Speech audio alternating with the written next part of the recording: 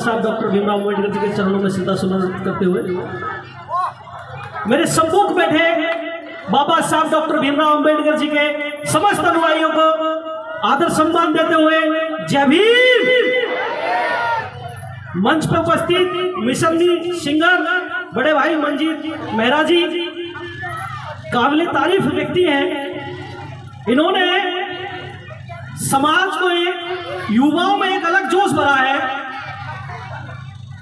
और जब इनके गाने बजते हैं तो मानो जैसे मनुबाद के सीने पे स्याह लोगते हैं। ये अपने आप में काबिल तारीफ है। मैं चाहूंगा मंजीत भैया के लिए एक बार जोरदार ताली हो जाए।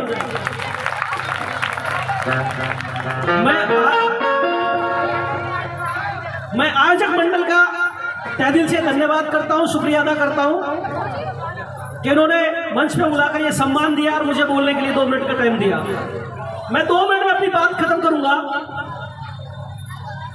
सम्मानित साथियों, बाबा साहब डॉक्टर भीमराव अम्बेडकर जी के जन्म महोत्सव के प्रोग्रामों में दिन प्रतिदिन भीड़ उमड़ रही है, जनता जोरदार बढ़ती जा रही है और प्रोग्राम भी लगातार लंबे होते जा रहे हैं।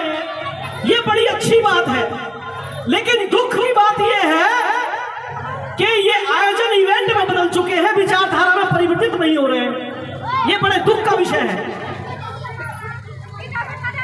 वो लोग जिन्होंने संसद भवन से बाबा साहब डॉक्टर भीमराव अम्बेडकर जी की प्रतिमा को हटाने का काम किया, क्योंकि सांसदों के अलावा संसद भवन में घुसने का अगर कोई काम करता था तो बाबा साहब डॉक्टर भीमराव अम्बेडकर जी के अनुयायी ही करते थे, उनके अलावा कोई और नहीं जाता था। 14 अप्रैल और 6 दिसंबर के दिन बाबा साहब की प्रतिमा पर पुष्प अर्पित करने हम लोग सभी जाते थे।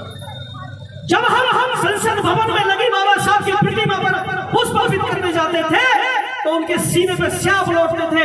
उन्हें डर लगता था कि जिस दिन इस भीड़ ने संसद भवन पर अगर अपने अधिकारों के लिए अटैक कर दिया तो हमें छुपने के लिए भी जगह नहीं मिलेगी। इसलिए उन्होंने बाबा साहब की प्रतिमा को उस जगह से हटाकर पीछे स्थापित कर दिया। और वो सरकार और उस सरकार के लोग बाबा साहब के 5 स्थानों की बात करते हैं, गिनाते हैं हमें कि हमने बाबा साहब के जन्म स्थल को इस तरीके से बनाया, हमने बाबा साहब का लंदन में वो स्मारक बनाया। अरे नहीं चाहिए हमें तुमसे कोई स्मारक। जो हमारी व्यवस्था है, जो हमारे अधिकार है, वो तुम हमसे छीन रहे हो। तुम हमें गिनाते हो कि तुमने हमारे स्मारक बनाए। स्मारक तो हम बना लेंगे और हमने बनाए हैं। उत्तर प्रदेश इस बात का गवाह है कि हमने स्मारक बनाए हैं और स्वतंत्र रूप से बनाए हैं।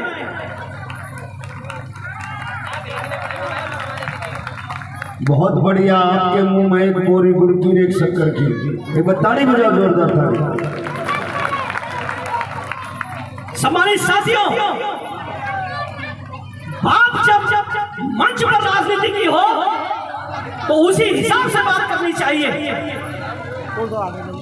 मैं ये बताना चाहता हूं कि इस प्रोग्राम में कम से कम 4000 लोगों की भीड़ इकट्ठी है और आसपास के लोग भी देख रहे हैं इस प्रोग्राम को। और हम जितने भी जिले के अंदर प्रोग्राम हुए हैं करीब करीब सभी में बहुत अच्छी गैदरिंग रही है, लेकिन अफसोस कि वो भीड़, ये लोग वोट डालने के समय कहां मर जाते हैं, कहां चले जाते हैं लोग। जब चुनाव खत्म हो जाता है इनके ऊपर लाठियां बजती है, इनकी बहनों का रेप होता है, इनकी जमीनें गिरती है, इनके मर्डर होते हैं, कहां जाती है वो पार्टियां जो चुनाव के समय तुम्हें मीठी मीठी बातें कर तुमसे वोट ले जाती है, धर्म के नाम पर वोट ले जाती है, साड़ी के नाम पर वोट ले जाती है, मिठाई के नाम पर। अरे ये वोट का अधिकार तुम्हें बाबा साहब डॉक्टर भीमराव अम्बेडकर ने अपनी 4 औलादों को खो कर दिया। तो सारे अधिकारों के ऊपर हावी रहता है तो डॉक्टर अम्बेडकर का वोट का अधिकार हावी है। जिस दिन तुमसे वोट का अधिकार छिन गया तुम्हें इंसानों में कोई गिनने वाला नहीं है। मैं दावे के साथ कहता हूं तुम भारतीय संविधान से पहले भी अछूत थे और जिस दिन तुमसे वोट का अधिकार छिना तुम उस दिन भी अछूत हो जाओगे। तुम वर्ण में क्या, तुम इंसानों में नहीं गिने जाओगे। मैं दावे के साथ कहता हूं। क्यों ऐसा खामोश हो रहे हो? जो विचारों के 2 मिनट में खत्म करो जिन चीजों से विचार आना चाहिए, जिनसे क्रांति आनी चाहिए, उन्हें इवेंट बना दिया, उन्हें मनोरंजन का साधन बना दिया। मनोरंजन अपनी जगह है, लेकिन अधिकार संविधान कहने से नहीं बचेगा, संविधान वोट से बचेगा। और वोट बाबा साहब डॉक्टर भीमराव अंबेडकर का दिया हुआ वो हथियार है, ये दोधारी तलवार है।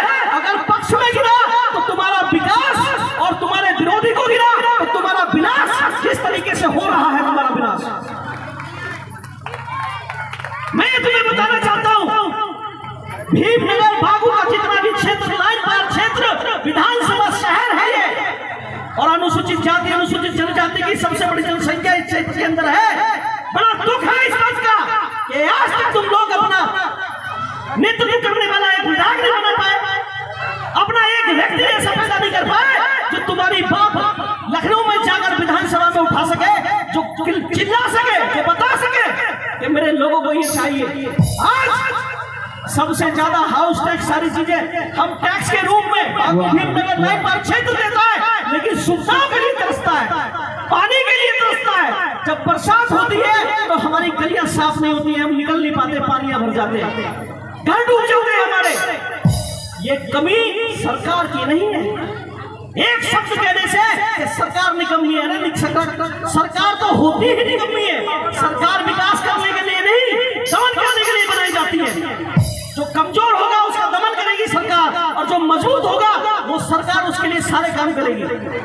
तो मजबूत बनाओ, अपने आप को संगठित करो, मत बटो, मत बांटो।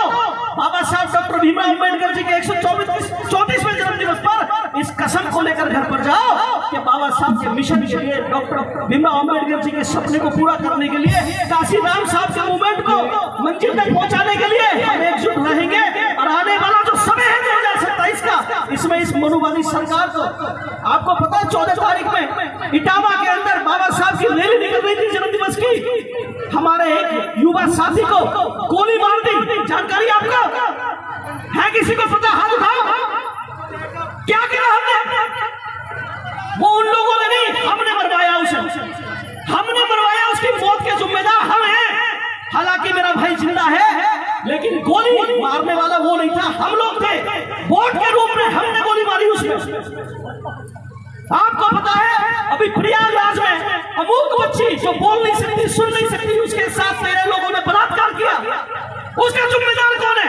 हम जिम्मेदार हैं, क्योंकि हम निकम्मे हैं। हम वोट के समय जब हमें वोट डालना होता है हम भटक जाते हैं, हम बिक जाते हैं, हम टूट जाते हैं, हम डर जाते हैं।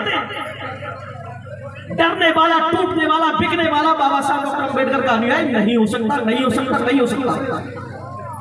सम्मानित साथियों, इन्हीं शब्दों के साथ अपनी वाणी को विराम करता हूं।